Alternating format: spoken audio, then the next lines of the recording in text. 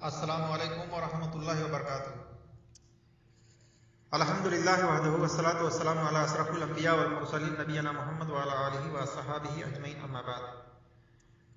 میرے عزیز دوستوں اور بھائیوں، یہ سلسلہ حدیث ضعیف کے بارے میں جو چل رہا ہے، میں اللہ تبارک و تعالیٰ کی توفیق سے آپ تک اس کو پہنچا رہا ہوں۔ اللہ تبارک و تعالیٰ سے ہماری یہی دعا ہے کہ اللہ تبارک و تعالیٰ ہم تمام لوگوں کی اصلاح کریں اور صحیح حدیث پر عمل کرنے کی توفیق عطا فرمائیں۔ آئیے دیکھتے ہیں، اسی طرح سے نبی صلی اللہ علیہ وسلم کی سیرت جب لوگ بیان کرتے ہیں تو اس کے اندر ایک روایت بیان کرتے ہیں اور بہت ہی اچھے انداز میں لوگوں کو بیان کر دیتے ہیں، لوگوں کے سامنے اس کی وضاحت نہیں کرتے، اور وہ بھی مشہور روایت ہے۔ آئیے دیکھتے ہیں۔ عقیل بن ابی طالب رضی اللہ تعالیٰ عنہ روایت کرتے ہیں کہ ایک مرتبہ کفار قریش ابو طالب کے پاس آئے اور کہنے لگے، اے ابو طالب، آپ کا بھتیجا ہمیں ہماری مجلس میں تکلیف پہنچاتا ہے، آپ اس کو منع کریں۔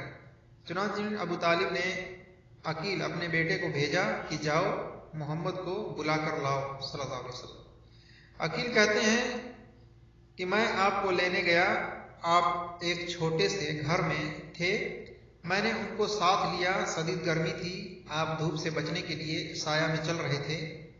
جب نبی صلی اللہ علیہ وسلم ابو طالب کے پاس پہنچے تو ابو طالب نے آپ سے کہا، یہ آپ کے چچا زاد ہیں، یہ میرے پاس آپ کی شکایت کر رہے ہیں کہ آپ ان کو ان کی مجلس میں اور ان کی مسجد میں تکلیف دیتے ہیں، تو آپ ان کو اعزاز دینے سے باز رہیں۔ یہ سن کر اللہ کے رسول صلی اللہ علیہ وسلم نے اپنی نظروں کو آسمان کی طرف اٹھایا اور پھر قریش کی طرف مخاطب ہو کر فرمایا، کیا تم اس صورت کو دیکھتے ہو؟ انہوں نے کہا ہاں۔ آپ نے فرمایا، یہ میرے بس میں نہیں کہ میں تمہیں دعوت دینا چھوڑ دوں، خواہ تم اس سورج میں سے ایک شعلہ ہی لے آؤ۔ اس پر ابو طالب نے کہا، میرے بھائی کے بیٹے نے غلط نہیں کہا، لہٰذا تم جا سکتے ہو۔ میرے عزیز دوستوں اور بھائیوں، یہ روایت المستدرک حاکم میں جلد نمبر 3 صفحہ نمبر 577 پر اور حدیث نمبر ہے 4667۔ اسی طرح سے السیرۃ النبویہ میں جلد نمبر 1 صفحہ نمبر 160 پر ہے۔ اس کی سند ضعیف ہے، کمزور ہے، صحیح نہیں۔ اس میں طلحہ بن یحییٰ راوی متکلم فیہا ہے۔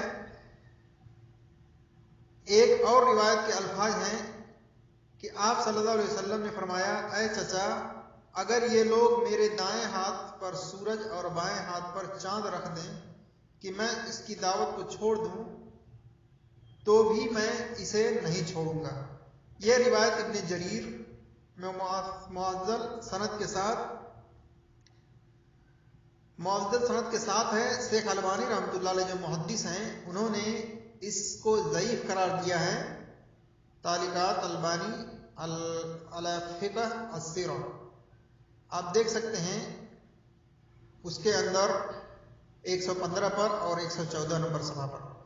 اسی طرح سے سلسلہ احادیث ضعیفہ جلد نمبر 2 صفحہ نمبر 311 پر ہے۔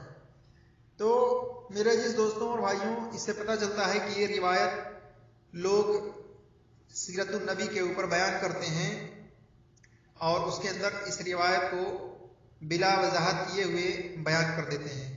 ضرورت اس بات کی ہے کہ علماء حضرات بھی اس میں احتیاط رکھیں اور کذب بیانی سے بچیں، اور اگر ضعیف حدیث لوگوں کے اندر بیان کرنا ہے تو اس کی وضاحت بھی کر دیں۔